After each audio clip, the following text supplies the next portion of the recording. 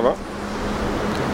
Fidèles téléspectateurs, encore une fois, bienvenue à notre magazine Lualaba spécial. Beaucoup de choses se sont passées, mais comment les découvrir sous le leadership de Fifi Masuka Saini, la vice-gouverneure, mais aussi gouverneur intérim de la province du Lualaba. Pour en parler, j'ai sur ce plateau spécial le coordonnateur national de la nouvelle génération pour le changement, lui qui est l'œil de la population du Lualaba, l'œil et l'oreille bien entendu, les témoins oculaires. Si vous voulez, Monsieur Mardochien Sélé, encore une fois nous avons le plaisir de vous recevoir sur notre plateau. Merci beaucoup Monsieur Jean-Paul. Vous avez vécu pendant 6 mois avec Fifi Masuka comme vice-gouverneur, mais surtout gouverneur intérim de la province du Lualaba. Dites-nous, qu'est-ce qui a progressé par rapport à avant? Vous appréciez, on vous entend parler dans vos sorties médiatiques des progrès qu'elle a enregistrés à son actif. Aujourd'hui, pouvons-nous savoir de manière, en substance si vous voulez, ce qui s'est passé sur le plan des infrastructures, sur le plan de l'éducation. Vous savez, le chef de l'État avait voulu la réussite de la gratuité de l'enseignement, mais qu'est-ce qu'elle a aussi amené comme valeur ajoutée à cette vision de Félix Tshisekedi? On commence d'abord par les infrastructures. Sur le plan infrastructure, qu'est-ce que la population du monde entier, aujourd'hui, à travers cette émission, peut retenir? Merci beaucoup Monsieur Jean-Paul. Je pense que c'est une occasion pour que le Lualabé, en particulier, ou le Congolais en général, découvre ce que cette dame est capable de faire. Je ne suis pas masochiste, je suis un observateur. Vous êtes coordonnateur national de la nouvelle génération pour le changement, qui est une société civile. Oui, parce que les gens sont en train de nous confondre par le fait que nous soutenons la vérité. Nous sommes du côté de la vérité. Parce qu'aujourd'hui ou demain, Fifi Masuka tombait dans le même piège, je pense que je serai à mesure de la dénoncer aussi. Alors, je pense... En tant que société civile. En tant que société civile. Mais jusqu'à ce niveau, cette dame mérite des fleurs. Fifi Masuka, c'est une ange de la délivrance des institutions, comme je l'avais dit l'autre fois, parce que la province est une ange de la délivrance des institutions. Parce qu'il faut rappeler ici, avant de donner solution à un problème, il faut identifier le vrai problème. Lorsque vous avez identifié le vrai problème, vous pouvez aussi imaginer des solutions que vous pouvez, n'est-ce pas, soumettre, et ceci peut trouver une solution de manière la plus définitive. Mais nous avons constaté qu'après un moment, les gens étaient dans l'obscurantisme. La province du Lualaba sort d'une situation sale, et surtout en ce qui concerne la gestion des finances. Il y avait 4 ouvrages qui ont été lancés par le gouverneur Mouyej en 2015. Parce que ce sont ces ouvrages qui ont fait des succès sur les réseaux sociaux. Les médias l'ont dit, on dit voilà bâtisseur, papa solution. Moi j'ai toujours dit que le gouverneur devrait avoir honte de s'appeler bâtisseur, parce qu'après notre enquête, nous avons réalisé que les 3 ouvrages n'ont jamais été finis et ils ont été lancés en 2015. Et l'un a été achevé en 2018, inauguré par l'ex-gouverneur. Il fallait lui donner du temps. Bien sûr, mais il faut comprendre de quel temps s'agit-il. Là, à l'époque, il était commissaire spécial. Commissaire spécial à l'époque de Joseph Kabila comme président de la République. Il est arrivé en 2015, il a lancé 4 projets. La construction de l'Assemblée provinciale, l'hôtel du gouvernement, le pavillon présidentiel et la BCC. Et ces 4 ouvrages, il y a qu'un bâtiment qui a été achevé en 2018 et le bâtiment le plus surfacturé, M. Jean-Paul, ça a coûté 9 millions et puis ce n'est même pas un bâtiment à comparer à celui du Haut-Katanga qui n'a coûté que 6 millions. Alors les 3 autres, madame arrive, après avoir dénoncé la mégestion à la tête de la province, avec M. Mouyej Manguez-Mons, qui avait... Monsieur le gouverneur. Bien sûr, il a détourné 306 millions de dollars d'année licence de 2 ans parce que l'échéance passée, la législature passée, on n'a pas pu, n'est-ce pas, enquêter ou auditer ça. Mais je ne veux pas que vous soyez éparpillés. La question est précise sur le... Allez-y. Je vous donne la genèse du problème. Alors, nous avons compris qu'il y avait des problèmes. Il y avait des problèmes, des soucis sur le plan des finances, sur le plan de l'investissement. Mais soit nous étions en train de consommer des escroqueries médiatiques. Des vidéos qui faisaient voir Lualaba une province pilote, où les bâtiments étaient en train de pousser comme des champignons. Mais laisse-moi vous dire que le Lualaba, c'est un Lualaba où il n'y avait pas de courant d'électricité, où les gens souffraient sérieusement. Non, mais sérieux, attendez. Oui. Mouyej Manguez a lancé une fois l'éclairage public. Oui. Vrai ou faux? Qui ne fonctionne plus jusqu'à aujourd'hui. Je connais des avenues où on avait lancé des éclairages publics à panneaux solaires. On appelle ça la pandelle solaire. Ça n'existe plus. C'est sale.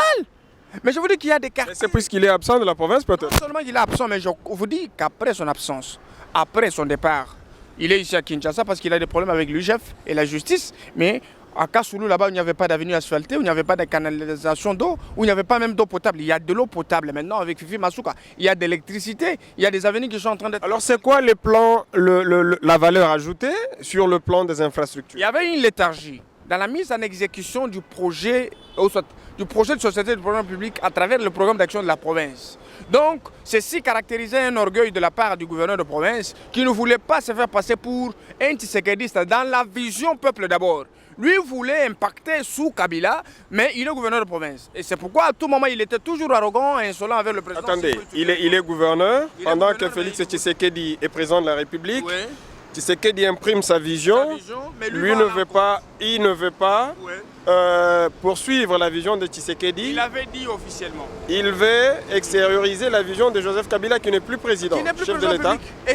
Mais ça c'est un peu bizarre. Est-ce qu'il l'a dit ouvertement? Mais il l'a dit ouvertement. Mais imaginez-vous qu'il était l'unique candidat à gouverneur de province qui avait remis en doute les compétences ou les capacités mentales, politiques du président Félix Tshisekedi Tshilombo.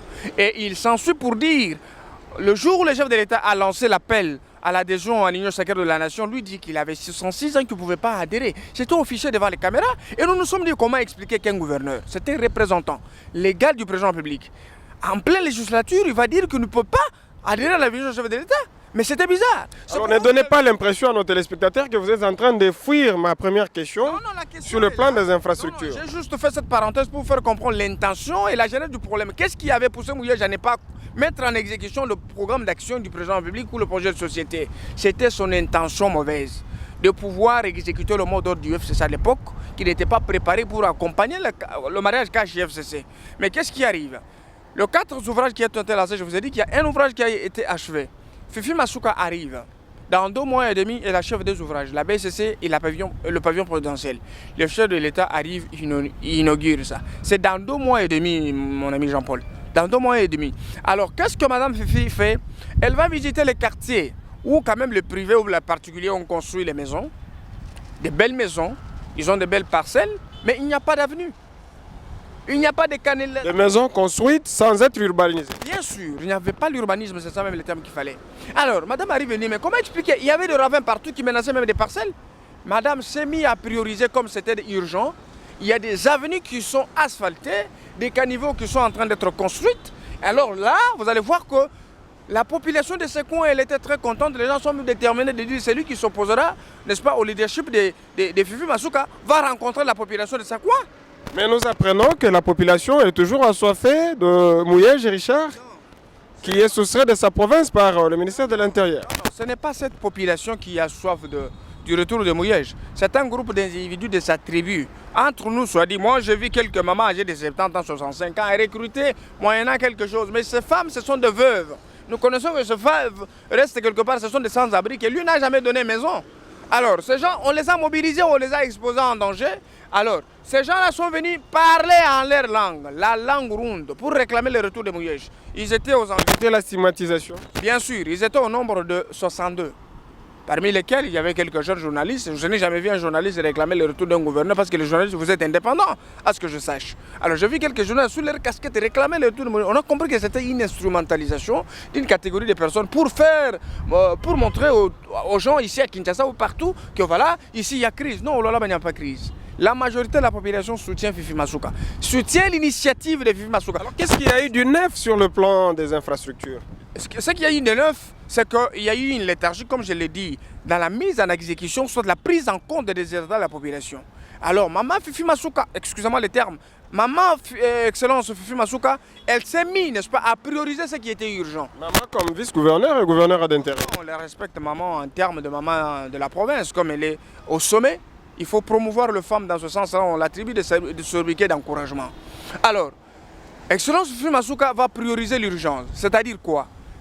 Qu'est-ce qu'il y a? Oh, il n'y a pas d'avenue ici, on a des difficultés pour atteindre ce quartier. Allez, mettez un pont. Il y a un pont qui est en train d'être lancé pour relier Ngongandu et l'avenue d'enfance. C'est quelque chose de bien. On arrive du côté Golfe, non, nous avons des difficultés pour atteindre Ewabora là-bas. C'est difficile. Madame lance un projet. Les projets de construction des édifices, des salles culturelles, des stades, du côté Golfe, parce que c'est quand même... Lancer, on peut bien le faire, mais l'essentiel, c'est de terminer. Est-ce que ce sont des projets achevés? Des projets qui sont en train d'être faits parce que dans une échéance réduite, les bâtiments doivent être inaugurés. Vous avez vu ici ce qu'elle a fini avant que le chef de l'État vienne inaugurer, ça n'a pas pris 3 mois, c'est 2 mois et demi. C'est une question de volonté, de détermination. Vous comprenez? Alors, qu'est-ce qui arrive encore? Madame lance le pont Fachi. C'est un grand pont qui doit encore allier plusieurs avenues en pleine ville. Le pont est en train d'être construit. C'est à quel niveau? Puisque nous sommes ici à Kinshasa présentement. Situez le téléspectateur qui vous regarde, qui ont peut-être connaissance de la province du Lualaba. On va faire passer un élément. Les gens vont voir comment est-ce que l'adresse du pont Fachi s'est lancée en pleine ville, dans la commune de Dilala. Alors, aujourd'hui, madame a lancé encore l'élargissement de la RN39. Depuis le péage jusqu'au niveau du rond-point de l'indépendance, communément appelé rond-point Malou. RN39, ça veut dire route nationale numéro 39. Ok. Alors, les travaux sont en train de se faire parce que cette route ne permettait pas, n'est-ce pas? Il y avait plus d'embouteillages. C'était vraiment une grande difficulté pour le peuple. Et j'ai vu toute la population très contente pour cette initiative. Mais Fifi Masuka... Est-ce qu'elle a le moyen de sa politique? C'est bien de lancer les projets, comme je l'ai dit tout à l'heure, mais le mieux serait de les achever. Est-ce que Fifi Masuka a aujourd'hui les moyens de sa politique? C'est ça la force de Fifi. La différence de Fifi Masuka et le gouverneur Mouyej, c'est que Fifi dit et réalise. Le quartier Mutoshi, communément appelé quartier latin, voit ses avenues connaître une réhabilitation en profondeur grâce à la volonté du gouverneur intérimaire du Lualaba. C'est le cas de l'avenue Kassongo. Les travaux sont exécutés par l'entreprise Toa Investment, accompagné de son ministre des Infrastructures Paulin Kalau et celui de l'Environnement Alain Kantenga. Fifi Masuka Saini est descendu sur le chantier. Le responsable de Toa a livré à l'autorité provinciale les contours de l'évolution du chantier. La joie était visible sur les visages des habitants du coin. C'est la première fois que leur contrée a vu les travaux d'une telle ampleur.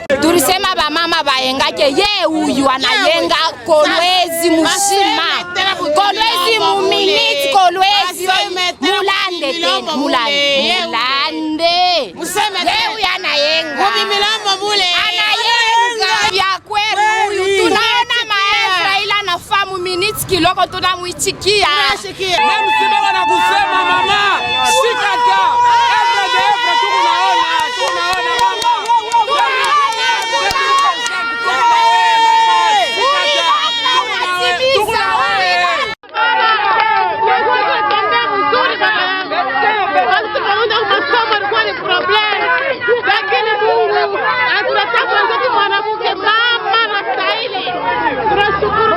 Pour le chef de chantier, les travaux de décaissement prendront 48 heures. Puis la pose de la première couche de latérite. S'en suivra la pose de l'asphalte et la construction des caniveaux de part et d'autre. Kassongo est déjà en cours. Kassongo, je crois demain on va terminer Kassongo. Et après Kassongo, on va sur Mazunga et Poto Plan. D'abord, c'est cette avenue-là qui est prévue pour nous, entreprise Toa Investment. Masuka Saini Fifi est repartie satisfaite de ces travaux qui vont désenclaver le quartier latin. Après l'avenue Kassongo, plusieurs autres vont être touchés par la dynamique de modernisation imprimée par Masuka Saini Fifi en conformité avec la vision du chef de l'État Félix Tshisekedi Tshilombo. Déterminé à mettre fin au phénomène érosif à Kolwezi, la capitale provinciale du Lualaba, le gouverneur intérimaire est allé faire le constat d'une monstrueuse tête d'érosion qui menace depuis des années les habitations d'une partie du quartier latin. Très frappé par la dangerosité de ce ravin, Masuka Saini Fifi a levé rapidement l'option de contenir cette érosion en vue de préserver les vies de ses administrés. Elle a immédiatement ordonné le début des travaux de lutte anti-érosif par l'entreprise Toa Investment. De quoi susciter la joie de ces Lualabins qui avaient déjà perdu espoir.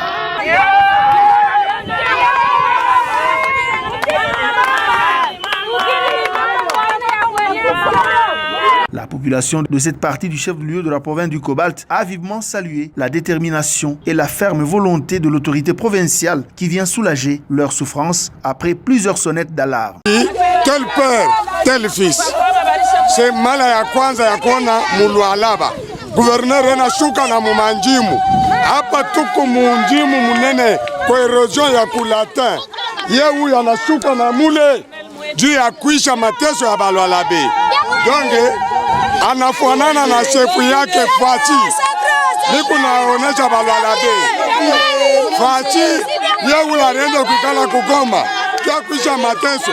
Hivi na ye huyu anashuka munzimu. Kia kuisha mateso ya Balualabe na Bakolwezi. Donge miku na isa Balualabe bote. Kumukongo wa Fifi Masuka. Sana, weba kwachi utumika kaji na salama.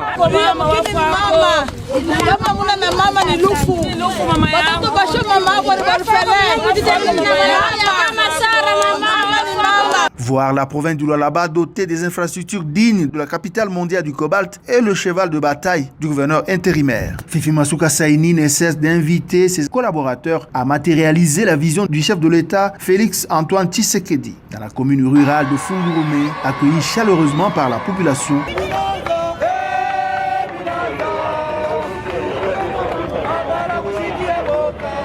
L'autorité provinciale a présidé la cérémonie du lancement du projet de construction d'aménagement de la place Mukonto, cellule qu'en chantier non loin de la route nationale numéro 39 dans le territoire de Lubudi. Masuka Saini Fifi s'est fait accompagner des députés provinciaux et membres de l'exécutif provincial. Bien avant la pose de la première pierre, la femme numéro 1 de la province du Cobalt a suivi attentivement les explications du chef de chantier sur ce que sera la matérialisation du projet. Elle concrétise dans peu de temps.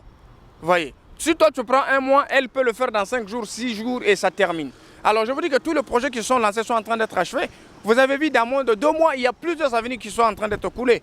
Alors, les gens ne peuvent pas se livrer à des mensonges de surrecul parce que nous sommes habitués à ça. Plusieurs fois, il y a une catégorie d'individus qui sont payés chaque jour par Mouyej pour commencer à distiller le mensonge ou déformer les informations, déformer ce que Fifi Masuka est en train de faire. Même cette dernière déclaration avec certains militants de l'UDPS. Oui, mais vous avez dit, le petit frère propre, je pense qu'il me regarde, il soutient une frange de la population qui se font passer pour les membres de l'UDPS. Et vous avez suivi la déclaration du président. Ce n'étaient pas les militants de l'UDPS. Ils n'étaient pas les militants de l'UDPS. Ces gens, c'était des aventuriers qu'on a utilisés juste. Et puis, ils se sont faufilés pour se présenter devant la permanence de l'UDPS là-bas. Comme là-bas, plusieurs militants n'ont pas vraiment le temps d'y rester. Ils ont pris une vidéo, ils ont balancé dans les réseaux sociaux. Et vous avez suivi le comité, le bureau de la comité de la fédération du Lualaba qui a fait une sortie médiatique pour fustiger et mettre en garde sur cette corporation. La vice-gouverneure et gouverneur d'intérim de la province du Lualaba, je sais que vous avez déjà une idée sur ce qui concerne au sujet des infrastructures, l'élargissement de la RN 39, route nationale numéro 39. Maintenant, parlons de l'éducation. Éducation, gratuité de l'éducation, cheval de bataille du chef de l'État Félix Tshisekedi. C'est quoi la valeur ajoutée de Mme Fifi Masuka dans ce domaine? Vous savez, dans la province du Lualaba, il y a des parents qui ont beaucoup souffert, qui font des services minimums par rapport à l'avènement du Covid-19. Madame a jugé bon de prendre en charge les finalistes, que ce soit au niveau primaire ou au niveau humanitaire. Comment prendre en charge? Elle a payé les frais de participation des finalistes. Ce qui était une bonne chose pour les parents et les parents l'ont accueilli à bras ouverts. C'était vraiment bien parce qu'il y a plusieurs parents qui ont souffert pour payer, n'est-ce pas, la participation de leurs enfants. Et ceci a soulagé plus que plusieurs familles, ce qui est quelque chose et une valeur ajoutée à la gratuité de l'enseignement, qui était torpillée dans le Lualaba parce qu'on n'a jamais parlé de la gratuité de l'enseignement dans la province du Lualaba. Alors on entend parler du détournement de Mme Fifi Masuka. Quelque part, on voit Fifi Masuka attraper mes mains dans le sac. Est-ce que vous pouvez l'affirmer sur ce plateau? Ce sont je vais dire, de messages scandaleux. Fifi Masuka attrapé. Moi, je vous rappelle, ça n'a pas commencé aujourd'hui, M. Jean-Paul. Pour être honnête, nous avons fait un grand travail pour démontrer aux gens que ce n'était pas vrai. Ça n'a pas commencé avec ça. Ça a commencé à l'époque où les inspecteurs sont venus pour faire le travail. On a dit non, madame a essayé de corrompre les inspecteurs de l'IGF. Comment expliquer que c'est elle qui a dénoncé les détournements et que l'IGF vient pour enquêter? Elle va maintenant corrompre avec quoi? Ça n'avait pas de raison d'être. Après un moment, on tourne Kazakh pour dire voilà, elle a détourné 850 000. En fonction de quoi? Rien du tout. Il n'y avait pas. Et puis on vous dit non, Fifi Masuka, elle a transgressé la loi. Donc c'est bizarre. Et si vous suivez bien les gens qui font cette déclaration, ce sont plus les membres de la famille biologique du gouverneur Mouyej, ce sont les membres de sa tribu et tous ces gens qui tuent les intérêts derrière lui. Et nous avons essayé de démontrer à tous les niveaux que ce n'était pas vrai. Les autorités arrivent en place. D'abord, Excellence Fifi Masuka gère la province avec l'accompagnement de l'IGF. C'est pourquoi vous avez vu récemment, il y a eu un budget rectificatif qui a été déposé à l'Assemblée. Elle ne peut pas le faire seule. Elle le fait avec les conseils de toutes les institutions. Revu à la hausse? Bien sûr, non. Je ne sais pas si c'était revu à la hausse, mais je pense que c'était revu à la hausse pour permettre au chef de l'État de bénéficier, ou soit d'avoir la possibilité de mettre en exécution son programme d'action à travers la mobilisation. Est-ce que j'ai ouï dire qu'elle a mobilisé beaucoup de recettes, 400 millions de dollars américains? Dans moins de 6 mois, je ne pense pas qu'il y a une province qui a battu ce record. Je ne pense pas. Je ne pense pas. Aujourd'hui, on peut parler de la province pilote. Je sais, les gens qui me regardent peuvent m'insulter. Les gens qui me regardent, ceux qui ne partagent pas mon combat, ils peuvent me taxer de tout et de rien. Mais je sais que l'ennemi des mensonges, c'est le temps. Les gens vont comprendre que ce qu'un se le disait, c'est la vérité. Fifi Masuka n'est pas de ma tribu, n'est pas de ma famille. Et c'est pour cela que vous êtes désavoué par une frange de la société civile du Lualaba. Bon, ce sont les membres de la famille des Mouyèges, je connais quelques-uns. Et les autres, c'était les militants du PPRD qui se font passer pour les membres de la société civile. On ne peut pas refuser à quelqu'un d'être membre de la société civile, mais on doit avoir l'idéologie, on doit comprendre la mission pour laquelle nous sommes appelés à œuvrer au sein de la société civile. Ce n'est pas pour soutenir un individu, mais nous sommes là pour amener les va-basses de la population à qui de droit. Alors, j'ai compris que c'était juste les mécontents qui n'ont pas voulu qu'on dénonce le mal. Alors, on avait essayé de démontrer. Et puis, moi, j'étais allé loin, j'avais dénoncé un plan machiavélique, une déclaration qui devrait être faite par le consortium, n'est-ce pas, de la société civile du Congo, ici à Kinshasa, dans une assemblée qui s'était tenue ce mois, 17 au 9.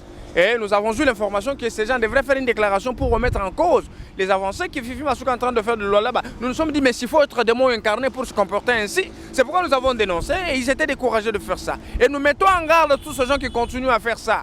Tu sais qu'il y a besoin que son peuple se retrouve. Fifi Masuka se bat dans la vision chef de l'État pour que celui-ci trouve solution. Alors on ne peut pas tourner en rond tout autour de quelques histoires qui ne tiennent pas debout, des propos bizarres. Et puis, si peut-être on a la capacité, on n'a pas la capacité d'avoir 100 $ seul, il faut voir une autre façon de faire. Alors, monsieur le coordonnateur de la nouvelle génération pour le changement, Mardochien Sélé, nous vous disons déjà merci pour avoir disposé de votre temps, répondre à notre invitation sur ce plateau spécial. Et si vous pouvez nous permettre de conclure cet entretien, est-ce que vous avez un message précis à adresser à la population qui vous suit maintenant? Le grand message que j'ai aujourd'hui pour la population congolaise en général, la population lualabaise en particulier, c'est que votre province du Lualaba, c'est une province qui est enfin debout. Elle quitte de 4,9% à 42% qui participe au budget national. Ce qui est une avancée significative. Ceci va permettre et convaincre à tout le monde de l'appeler réellement province pilote.